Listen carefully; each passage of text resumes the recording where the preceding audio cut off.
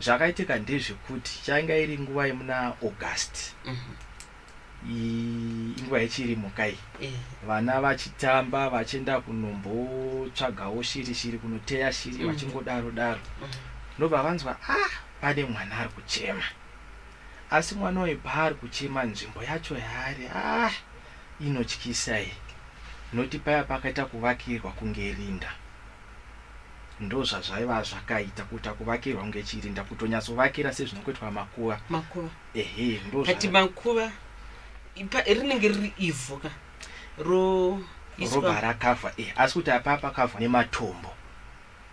Chirinda chacho chese chakakavhwa nematombo pasina ivhu. Asi chakacherwa pasi. Changa chisina kucherwa. Painguvawo pedo nenzira inongofambiwa nevanhu vechirwisi. Saka patikuti chi alright taura ndozobvunza. Saka pakuchidaro vana vakati ndega timhanye kunodza vakuru. Pakubva vanomhanya kunodza sekuru vanzwe vari kunzwa mwana achichema.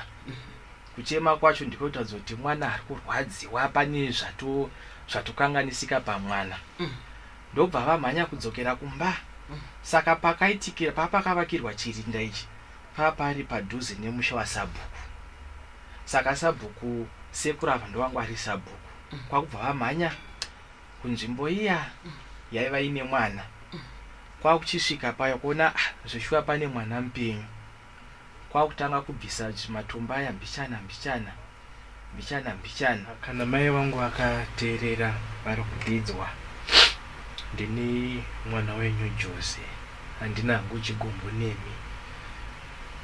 Chigumbu chakatopera kare pandikazvinzwa. Chandinongoda kungova neclosure, ndinongova nemibvunzo yakawanda yekuti vanhu havagone kuipindura, inini wacho handitogone kuipindura.